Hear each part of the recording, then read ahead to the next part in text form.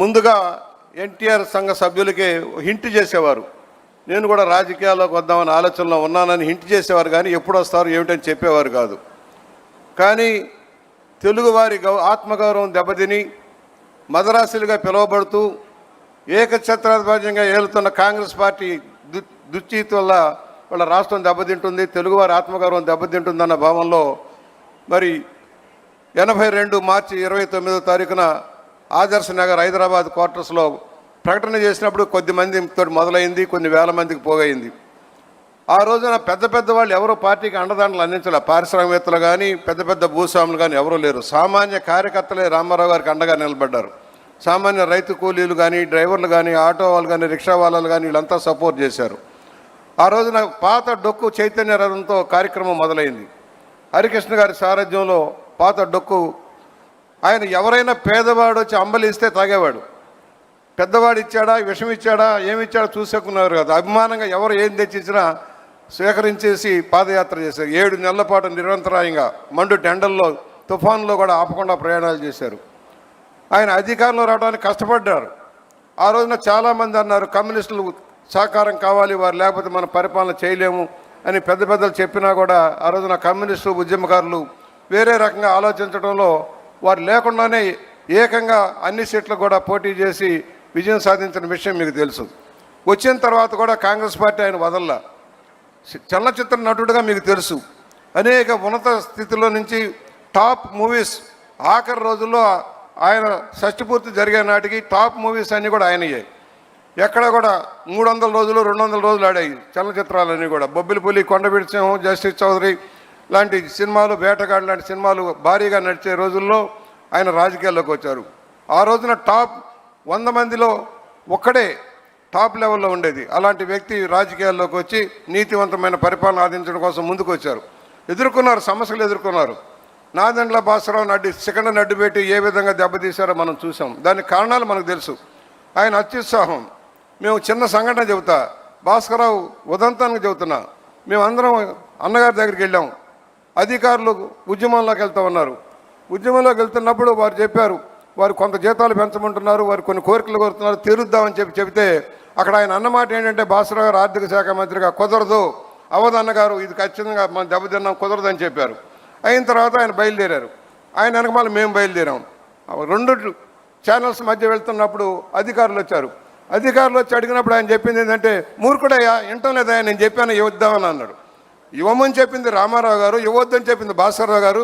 ఉద్యోగులకు ఇచ్చిన సందేశం ఏంటంటే రామారావు గారు వద్దన్నారని చెప్పే సందేశం. ఏదైతే దెబ్బతిని ఎన్డీఏ కూటమి ఏర్పాటై నేషనల్ ఫ్రంట్ ఏర్పాటైందో దెబ్బతిన్న కేంద్ర ప్రభుత్వ పెద్దలు భాస్కరరావు గారిని అడ్డుపెట్టి రామారావు గారిని దించడం, పోరాటం అందరికి చాలా విషయాలన్నీ చెప్పారు.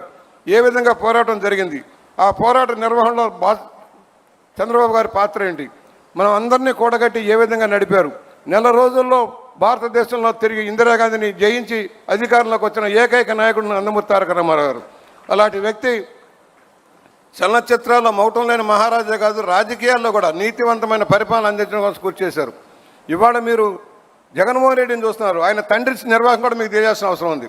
రామారావు గారు కేవలం విద్యుత్ శక్తి ప్రాజెక్టుగా ఉన్న శ్రీశైలం ప్రాజెక్టుని మంచినీరు, తాగునీరు, సాగునీరు ఇచ్చేదానికి తెలుగు గంగతో మొదలు పెడితే దాన్ని అడ్డుకోవడం కోసం మిగులు జలాలు, నికర జలాలను వంకబెట్టి ఇతర రాష్ట్రాలకు ఆయుధాలు ఇచ్చి ఆలమట్టి లాంటి ప్రాజెక్టుల నిర్మాణం చేసి మనకి ఇబ్బంది కలిగించిన చరిత్ర రాజశేఖర రెడ్డిది. ఆ విధంగానే అదే కాకుండా ఏదైతే హిటాచి కుంభకోణం అని కోర్టులో కేసు వేయించాడు. అసలు ఆలు లేదు, సూలు లేదు, మూడు పేరు సోమలింగం ఉన్నట్టుగా ఏమీ లేని హిటాచి కుంభకోణం చేశారు. రామారావు గారు లంచాలు తీసుకున్నారని చెప్పే స్థాయికి ఎదిగి కోర్టులో విచారణకు రమ్మంటే పారిపోయిన పెద్ద మనిషి రాజశేఖర రెడ్డి. ఆయన కొడుకే కనుక ఇప్పుడు ఈ పరిపాలనలో ఏ విధంగా ఉందో మనం చూసాం. ఒక నికృష్టమైన రాజకీయాలు చేసి అరాచక ఆటక విధానాలతో రాష్ట్రాన్ని నాశనం చేసిన వ్యక్తి రామారావు గారు. అనేక సంస్కృతి, నేను మళ్ళా రిపీట్ చేయట్లేదు, అనేక సంస్కరణలు తెచ్చారు. మాండలిక వ్యవస్థ తెచ్చారు. క్రాంతి పథం ద్వారా అభివృద్ధి కార్యక్రమాలు చేశారు. కిలో 2 రూపాయలు బియ్యం ఇచ్చినా, పక్కా గృహాలు నిర్మించిన, జనతా బట్టలు ఇచ్చిన, రాష్ట్రానికి దేశానికి ఆదర్శవంతం అయ్యారు. దాన్ని ముందుకు పునికిపుచ్చే చంద్రబాబు గారు తీసుకున్న విజన్ 2020 అద్భుతమైంది. రాష్ట్రాన్ని రాబోయే 20 ఏళ్లలో ఏ విధంగా అభివృద్ధి చేయాలన్న నిర్ణయంలో చేసినప్పుడు ఎగతాళి చేశారు. రామారావు గారు పార్టీ పెట్టినప్పుడు ఎగతాళి చేశారు, రంగులు వేసుకున్న వాడికి రాజకీయాలు ఎందుకన్నారు. వాళ్లే మళ్ళీ రామారావు గారి దగ్గర వచ్చి కలిసిపోతామని చెప్పిన విధానం. కుడి ఎడమలు అందరినీ ఏకం చేసిన వ్యక్తి రామారావు గారు. బీజేపీని, కమ్యూనిస్టుల్ని, ప్రాంతీయ పార్టీలను ఏకం చేసి ప్రాంతీయ పార్టీ ఆరాధ్యంలో నేషనల్ ఫ్రంట్ నడిచేలాగా చేసి దేశానికి కాంగ్రెస్ని దూరంగా పెట్టిన వ్యక్తి రామారావు గారు. అలాంటి వ్యక్తి సారథ్యంలో తెలుగుదేశం లక్షలాది మంది కార్యకర్తలకు, ఇక్కడ చిన్న ఎగ్జాంపుల్ సార్, నన్ను మోహన్ రెడ్డి గారిని ఎక్కించుకొని గండిపేట తీసుకెళ్లారు రామారావు గారు. గండిపేట వెళ్తున్నప్పుడు తీసుకెళ్ళాక ఒకటే చెప్పారు, ఇక్కడ మన పార్టీ కార్యాలయం నిర్మాణం చేస్తుంటే నేను ఆశ్చర్యపోయాను.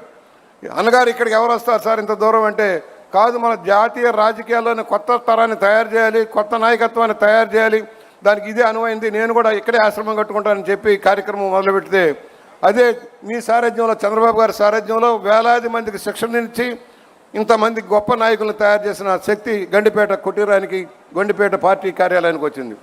నిన్న కూడా లోకేష్ గారు పొదుపు మంత్రం పెట్టి కింద లెవెల్లో కార్యక్రమం చేద్దామంటే మేము అందరం అయ్యిద్దా అవ్వదా, ఎండాకాలం జరగదేమో అని సందేహాలు పెట్టాం. అయినా తాత వరవడిలో మనవడు ఒక పట్టుదల పెట్టాడు, అయ్యి తీరుతుంది, ఈ సెక్టర్ సక్సెస్ అవుద్ది అన్నాడు. 7.5 లక్షల మంది సమీకరించిన శక్తి లోకేష్ బాబు గారిది.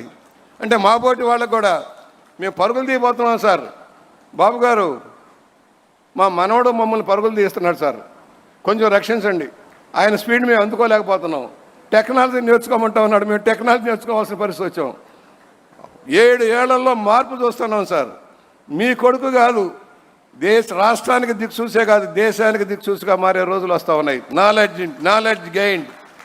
ఏదో ఎక్కడో దుర్మార్గ పరిపాలన చేసేవాళ్ళు కొంతమంది, రాష్ట్రం కోసం దేశం కోసం కృషి చేసేవాళ్ళు కొంతమంది, దాంట్లో లోకేష్ గారు ఉన్నారు. పులి కడుపున పులే పుడుతుంది, కాకపోతే పెద్ద పులి సాధువు, చిన్న పులి ఉగ్ర నరసింహం, తేడా అంతే. ఈ ఉగ్ర నరసింహం దెబ్బకి ప్రతిపక్షం ఎవడైతే ఉన్నాడో గొడ్డల పార్టీ పరారు ఆయనది రెడ్ బుక్కే కాదు, పరిపాలన వికేంద్రీకరణ ద్వారా రాష్ట్రాన్ని సమగ్రంగా నిలబెట్టడం కోసం, తెలుగు జాతి ఐక్యత కోసం, ప్రపంచంలో మన ఖ్యాతిని నిలబెట్టడం కోసం చంద్రబాబు గారు చేస్తున్న కృషిలో ప్రధాన పాత్ర వహిస్తున్న లోకేష్ గారికి కూడా మేము ధన్యవాదాలు తెలియజేస్తూ, యువతరం వచ్చింది, మా తరాలు కూడా అయిపోతాయి. కాకపోతే యువతరం నేర్చుకోవాల్సింది కష్టపడటం. రామారావు గారు నేర్పింది నీతి నిజాయితీలతో కూడుకున్న రాజకీయం, ప్రజల కోసం సంక్షేమం, ప్రజల మధ్య ఉండండి. ఒకప్పుడు ఒకే చిన్న లాస్ట్ పాయింట్ సార్, బాగారెడ్డి గారు నన్ను పిలిచి, ఏంటి బుచ్చిగా మేము ఎప్పుడు ఓట్లకు కూడా వెళ్ళలేదు, ఇవాళ మీ రామారావు గారు ఏంటి ఇంటింటికి వెళ్ళాలి, గడప గడపకి వెళ్ళాలి అంటున్నారు, ఇదేమి రాజకీయం అయ్యా, మేము చచ్చిపోతాం మళ్ళీ తిరగలేం కదా అన్నారు. అదే తెలుగుదేశం రామారావు గారు కార్యకర్తల్ని ప్రజలకు చేరువుగా చేశారు, నాయకుల్ని ప్రజలకు జవాబుదారీగా చేశారు, ఇవాళ సామాజిక వర్గాలకు అత్యున్నత స్థానం కల్పించారు. ఇవాళ మీరు మహిళకి కేంద్ర ప్రభుత్వం ఇచ్చినా ఇవ్వకపోయినా మేము 33% పైచీలకు ఇస్తామని చెప్పినందుకు మీకు ధన్యవాదాలు సార్. వంటింటికి పరిమితమైన మహిళలు ఇవాళ ముందుకు వస్తూ ఉన్నారు, వారిని అన్ని రంగాల్లో అద్వితీయంగా విజయం సాధిస్తున్నారు సార్.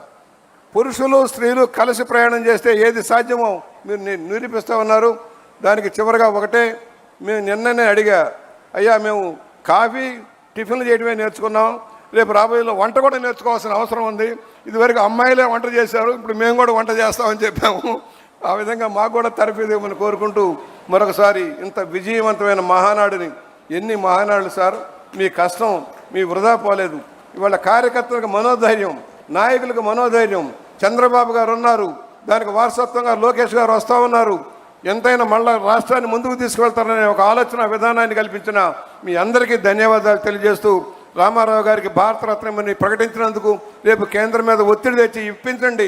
ఆయనకు అన్యాయం జరిగింది, పద్మభూషణ్ ఇవ్వలా, పద్మవిభూషణ్ ఇవ్వలా, దాదా ఫాల్కే అవార్డు ఇవ్వలా, చిన్న వాళ్ళకి ఇచ్చారే కానీ ఎవరికి ఆయన తెలుగుదేశం స్థాపించి కాంగ్రెస్ను మట్టి గడిపారన్న భావనతో ఆయనకి ఏ పదవులు సరిగా ఇవ్వలేదు, ఒక పద్మశ్రీతో సరిపెట్టారు.